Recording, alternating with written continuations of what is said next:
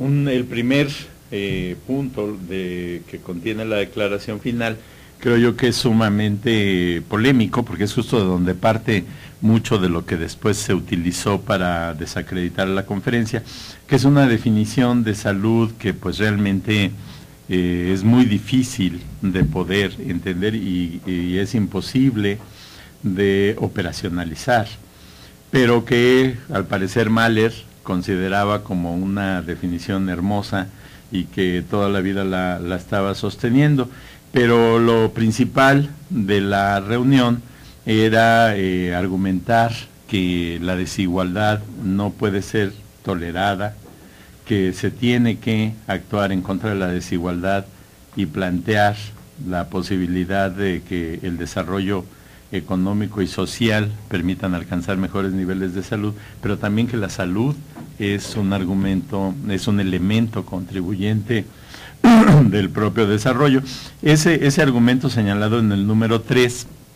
en 1983, fue recuperado por el Banco Mundial y fue el tema de su informe principal. Y parte de la argumentación es cómo se han ido relacionando todas las fuerzas que a nivel mundial han estado en torno al cambio de los sistemas de salud. Cabe decir que el momento de Alma-Ata, la OMS había mantenido una propuesta en términos de medicina, de atención médica a todos los países, con una base hospitalaria y con la orientación al desarrollo de la medicina de especialidades. Por ahí encontré varias referencias, ya no tuve mucho tiempo para ser más explícito con ello, pero siempre me había yo preguntado de dónde sacaron la idea de atención primaria de la salud, porque surge como la erupción del volcán. De pronto en Alma-Ata se dice hay que hacer un cambio, hay que basar ahora el sistema de verdad en la atención primaria, no solo en la medicina de primer contacto, y eso no estaba en el escenario de la OMS. Entonces lo que se dice es que en Estados Unidos hay una asociación de misioneros y de iglesias muy poderosa que había estado tradicionalmente financiando atención médica en lugares donde había pocos recursos para la población, y siempre lo que hacían era inyectar dinero a los hospitales. Pero ya para ese entonces los hospitales se habían vuelto muy caros. Entonces se preguntaron qué iban a poder hacer, porque cada vez les alcanzaba para menos con los recursos que tenía esta asociación, y de manera un poco fortuita una persona les presentó 5 experiencias que habían estado teniendo lugar en diversos países del mundo, uno de ellos Guatemala, donde son médicos con un perfil como de misioneros, habían establecido programas locales involucrando a la gente para mejorar la atención que pudieran recibir, y al revisar estas experiencias invitaron a Mahler, y Mahler estableció un mecanismo formal de colaboración con ellos para revisar lo que estaban viendo, y ahí es donde surgió esta idea de que si en lugar de meter los recursos a los hospitales se metían a programas de carácter comunitario, los resultados y los beneficios para la salud podían ser mejores, y así se acuñó el término de atención primaria. Alma-Ata fue el sitio donde nació oficialmente la atención primaria. Se argumentó que se trataba de una forma de organización no solo novedosa, sino con el potencial realmente de mejorar la salud, porque estaba sustentada por pruebas científicas, metodología y tecnología que resultaban aceptables para la sociedad. Yo creo que esa aseveración fue una de las cosas que no se probó. O sea, que en Alma-Ata simplemente se dijo, pero no se demostró que haciendo este cambio la salud de las poblaciones iba a modificarse positivamente, y que de hecho fue otra de las grandes debilidades del planteamiento de Alma-Ata, en tanto que a nivel mundial la experiencia hospitalaria y el desarrollo de las especialidades sí mostraba la efectividad de manera muy clara en términos de curación o de control de muchas de las condiciones que se atendían. Se propuso a los gobiernos que se formularan nuevas políticas y planes de acción para establecer la atención primaria como la base de atención, y según las narrativas de la época, la recepción fue muy favorable. Todos los gobiernos que estuvieron representados aceptaron el planteamiento, la propuesta de establecer a la atención primaria como la base de organización en cada uno de sus países, pero no lo hicieron. Nada más dijeron que sí, se regresaron a sus países y cada quien la fue tomando a su manera. Entonces, creo que esto, de nueva cuenta, es parte de la explicación de lo que sucedió después, pero nos muestra que estas agencias de las Naciones Unidas en realidad tienen muy pocas posibilidades de lograr que los gobiernos hagan cambios. Cada gobierno hace lo que le parece mejor en su lugar y van a la conferencia y dicen que están muy contentos con las propuestas que se les hace, pero de regresar y cambiar las cosas significaría una confrontación de índole que probablemente podría ser mayúscula. Pero termina la declaración planteando la idea de un nivel aceptable de salud para todo el mundo en el año 2000. Eso de nueva cuenta se malinterpretó y se fraseó como salud para todos. Entonces, si nosotros decíamos salud para todos en el año 2000 y salud era un completo estado de bienestar físico, biológico y social, pues entonces era completamente irrealizable el planteamiento que se hizo en Alma-Ata y se consideró nada más como algo pues bonito y deseable.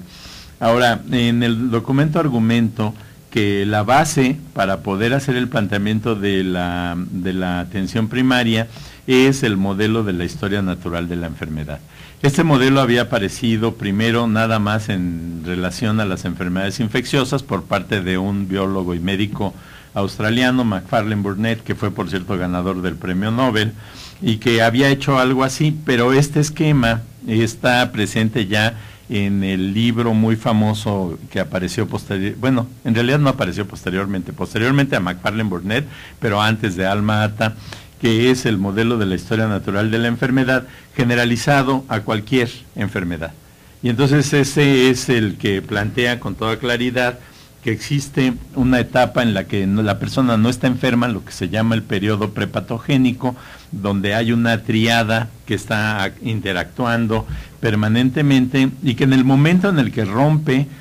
un equilibrio se inicia el proceso de la enfermedad. Pero el proceso de la enfermedad tiene etapas que pueden ser claramente identificadas y al identificarse esas etapas se puede intervenir y modificar el curso de la historia natural de la enfermedad. Entonces, la posibilidad de modificación depende de la efectividad de lo que se haga, de la intervención que se plantee. Mientras más temprana es la etapa de desarrollo de la enfermedad, más difícil es hacer una prevención que sea realmente efectiva, porque tendríamos que ser capaces de reconocer la enfermedad antes de que tenga sus tradicionales signos y síntomas y que permita el diagnóstico de la manera en la que estamos habituados a verla. Hay, sin embargo, algunas opciones de intervención muy temprana que no requieren que hagamos este reconocimiento, como es el caso de la vacunación, y decir, si yo aplico una inmunización y esta inmunización efectivamente desarrolla una respuesta en el individuo que evita la aparición de la enfermedad, pues ya no me importa mucho cómo son sus etapas. Pero ¿qué pasó después de Alma-Ata? Bueno, todos sabemos que la propuesta fracasó, que no se llegó a ningún lado. Uno de los argumentos principales, hay trabajos modernos que dicen que la razón del fracaso más importante fue que se sustituyó la propuesta holística de Alma-Ata por una propuesta muy selectiva, que se llama precisamente atención primaria de la salud selectiva. Esta propuesta de atención empieza argumentando que el costo que tendría implementar la propuesta de Alma-Ata era tan alto que nadie podría pagarlo. De manera que con los recursos que se tenían, que eran escasos, se tenía que escoger algún elemento muy particular para poder intervenir sobre ese elemento. Eso es exactamente la misma condición previa al MATA en el sentido de crear programas verticales que van y atienden solamente un aspecto, pero lo demás no. Sin embargo, se planteó en un trabajo que fue muy influyente en la época, que es ese que plantearon esta doctora y este doctor de Harvard, Julia Walsh y Kenneth Warren, que había que escoger, que no se podía pagar todo, que no se podía hacer todo, y entonces ellos proponen una estrategia que se denominó GOBI, y luego se le agregaron 3 Fs, para escoger algunos temas, algunos indicadores y algunas acciones específicas, como es el caso de la rehidratación oral, de la inmunización, la promoción de la alimentación al seno y ahí lo llaman espaciamiento familiar, ¿no? La planeación familiar o planificación familiar, que fue muy polémica también en la época, por aquello de todos los conflictos, sobre todo de carácter religioso, que rodearon la idea de que las mujeres pudieran decidir cuándo embarazarse. Y para poder implementar esto, se dice, bueno, pues hay que educar a las mujeres para que entiendan en qué consisten las oportunidades de prevención del embarazo y también dar un complemento alimentario a las mujeres y que después se extendió también a los niños. Por varias décadas esta propuesta dominó el escenario, fue apoyada inmediatamente por la Fundación Rockefeller. De hecho, se presentó en Velayo,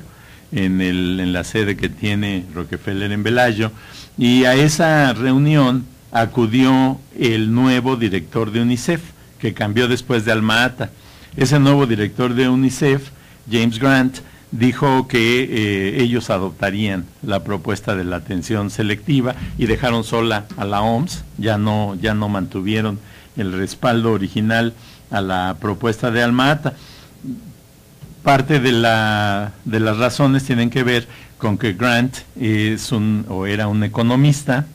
y también graduado de Harvard, ¿no? Entonces era un club que se reunió para definir cómo proceder, pero también se sumaron muchos otros. Se sumó el IDRC, el Instituto Canadiense para Investigación en Salud, y sobre todo se sumó el Banco Mundial.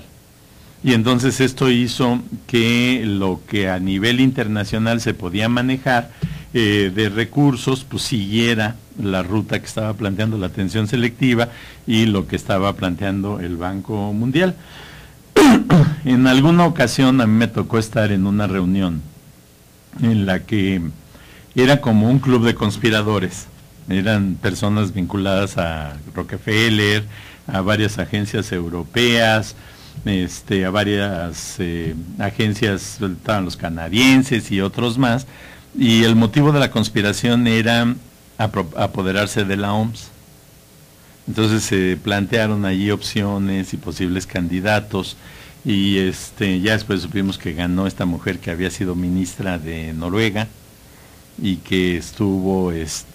un periodo al frente de la OMS, pero la idea era que la OMS siguiera los planteamientos del Banco Mundial, y ese era el conflicto que se daba en todas partes, en el sentido de decir hacia dónde se debe de llevar, y la razón de eso era pues que seguían sin ver a la atención primaria como la mejor opción todas estas instancias internacionales. Pero algunos países que pues no dependen de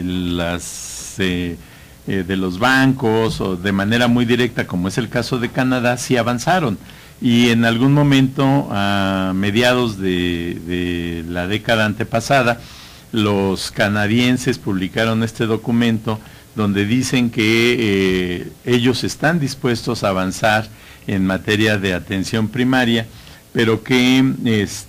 esto implica el dejar atrás o el limitar los costos excesivamente altos que tiene la atención hospitalaria y los tratamientos remediales de la medicina para tratar de prevenir la enfermedad temprana las lesiones y mejorar la salud a nivel de toda la comunidad. La experiencia de Canadá es probablemente la más importante que existe hasta ahora, en el sentido de demostrar que sí se puede incidir positivamente sobre la salud de las poblaciones desde la atención primaria y sin depender de manera completa de la atención hospitalaria. En la época de la publicación de ese documento en Canadá, también la OMS recuperó la idea de la atención primaria. Esta es la época en que Margaret Chan fue la directora de la OMS. Margaret Chan era de la vieja guardia, de los que estuvieron del lado de la propuesta de Alma-Ata en su momento, y ella logró que la OMS volviera a dedicar su informe anual a la atención primaria, argumentara que ya se había vuelto más necesaria que nunca, porque los costos de la atención médica a nivel mundial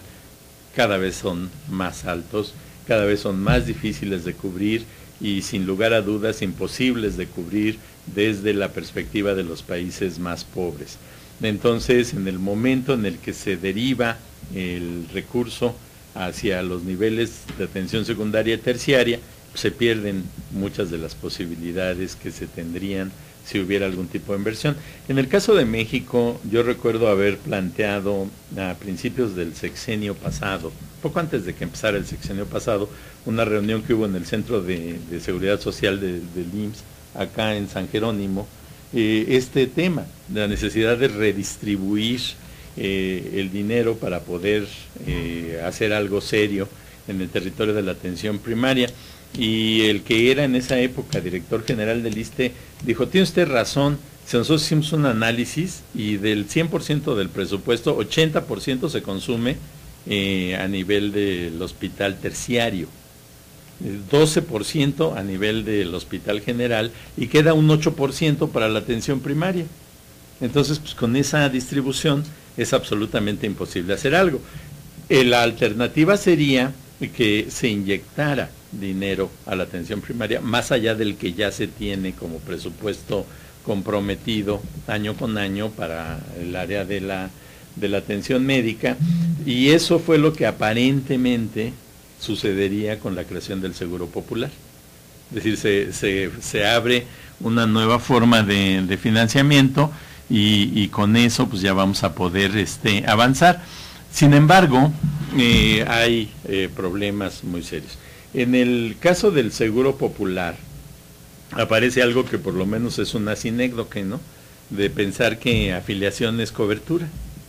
Es decir, pues no, afiliación es estar en una lista y decir que pues hay dinero para respaldar a la persona, pero cobertura es el hecho de que en realidad la persona reciba atención, y el Seguro Popular pues nunca ha logrado que haya verdadera atención de las personas. Hubo una época en la que llamaban a una intervención la consulta segura, y casi que lo único que era seguro es no tener la consulta, porque se habla mucho de fragmentación, pero el Seguro Popular lo que ha hecho es atomizar la atención. Entonces pasamos de la fragmentación a la atomización en lugar de pasar a la integración de los servicios. Reorientar la prestación de servicios, pues esto sabemos que en 40 años México sigue teniendo estas unidades remotas donde teóricamente se debe dar atención médica, pero que ni médico hay. Y no solo no hay médicos, sino tampoco hay otro personal. En el documento hablo, por ejemplo, de la experiencia de los chinos, que tuvieron un programa que llamaron Médicos Descalzos, que eran personas con estudios de secundaria a los que se les daba preparación para atender a la gente en las comunidades remotas, y ahí se quedaban, y estaban financiados para quedarse en ese lugar, y llegaron a cubrir el 90% de la gente,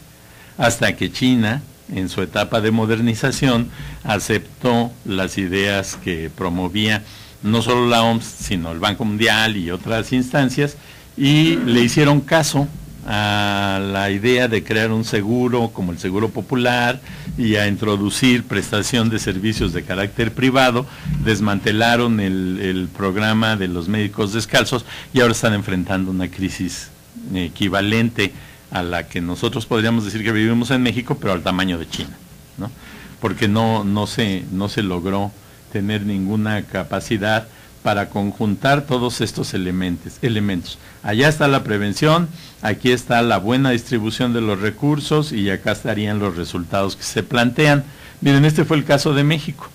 el misterioso casi triángulo de las Bermudas, ¿no? Después de crearse el Seguro Popular y de aumentarse la cantidad de recursos que el Seguro Popular maneja, no creció ese 3% de financiamiento público como parte del PIB hacia la atención para la salud, diciendo cómo que no creció. En términos absolutos sí, porque creció el PIB, pero lo que sucedió, y eso lo ha estudiado más detenidamente Luis Durán, es como las instituciones de seguridad social, que son la raya roja, bajaron. Y entonces en la medida en la que bajaron, pues subieron los recursos que se estaban destinando al fondo del llamado Seguro Popular. Y entonces pues no llegamos a ninguna posibilidad real de mejora. Entonces, pues termino el documento que pongo a consideración de ustedes diciendo que tenemos que dejar de estar fingiendo, que tenemos que reconocer cuál es la realidad y decidir si sí o no nos podemos meter a este escenario, ¿no? Creo que pocas veces encontramos tan claramente la aplicación del gatopardismo, ¿no? Decir que vamos a hacer que todo cambie para que todo siga igual. Esas han sido las críticas a la reunión que tuvo lugar hace pocos meses en Astana. Astana, cuando uno lo ve en términos de la declaración que se emitió en noviembre del año pasado, todo es armonía y todo es aceptable. Tenemos que hacer compromisos muy atrevidos, ahí lo menciono en el documento, para que ahora sí cambiemos las cosas. Pero ahora sí cambiemos las cosas, va muy en línea a crear fondos con recursos públicos que paguen los servicios, pero abrir la prestación de servicios a los agentes privados. Entonces, esto lo que refleja es la participación y la dominancia que ha alcanzado el Fondo Monetario Internacional y el Banco Mundial en las propuestas de cómo se debe de trabajar. Pero ahora confluyeron todos. Ahora todos dicen, ya vamos a abandonar los programas verticales y la atención selectiva para plantearnos un modelo horizontal integrador de servicios con una base comunitaria muy amplia, y allí vamos a lograr grandes cambios. Pero ellos dicen, pero la prestación debe de tener un componente un componente privado muy importante. Ese es el argumento que tiene el documento. En realidad es un documento poco propositivo, más bien es, como les decía, una revisión y una descripción de cómo han ido sucediendo las cosas, pero la base del planteamiento es que si se mueve algo hacia la atención primaria, la gran responsabilidad es que se haga de una manera efectiva en términos de prevención, porque si la prevención fracasa, si no se le cumplen los ofrecimientos a las comunidades, va a convertirse en una buena idea que se echa a perder y de la que todo el mundo va a desconfiar en el futuro, y vamos a tener un caos todavía peor que el que se ha alcanzado. Gracias.